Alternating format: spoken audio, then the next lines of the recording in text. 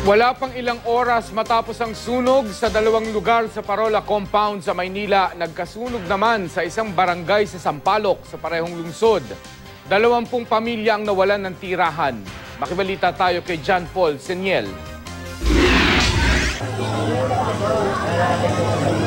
Nakuna ng video ang sunog sa ikalawang palapag ng isang bahay ng isang abogado sa Barangay 525 sa Sampaloc, Maynila. Mag-alas 8 ng umaga nang sumiklab ang sunog. Umabot ito sa ika-4 na alarma. Nadamay ang mga katabing bahay. Nagkakagulo na dahil nagkukuha na ng mga tubig. Hanggang sa lumaki na yung apoy. Pinalibutan ng mga rumesponding bumbero ang kalye. Umakyat ang ilan sa kanila sa bubong para maapula ang apoy. 10 bahay ang nasunog. Nag-umpisa daw yung sunog doon sa may ceiling area. Electrical related yung cause of fire dito. 20 pamilya ang naapektuhan. Sa trabaho, nasunog yung bahay ko, hindi ko alam.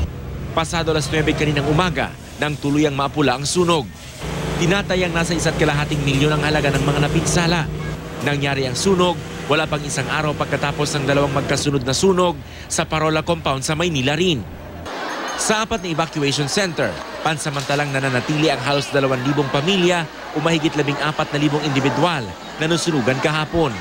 Karamihan sa kanila, mga bata. Naabo ang kanilang mga bahay. Ang ilan, bumabalik pa rin sa Parola Compound para maghanap ng mga gamit na pwede pang mapakinabangan. Ang ilan naman, takot nang bumalik. Gaya na lang ni Lloyd Calvo. Tuwing tag-init daw, ay kadalasan talaga nagkakasunog sa lugar. Kaya hiling niya sa lokal na pamahalaan ng Maynila, mabigyan sila ng permanenteng relocation site. Mahirap. Mabilis na relocation. Ayaw na namin balikan yun. Patuloy naman ang pag-aabot ng lokal na pamahalaan ng relief goods sa mga nasunugan. Inaalam pa rin ng BFP ang sanhi ng sunog. John Paul Seniel, Nagbabalita, Pilipinas.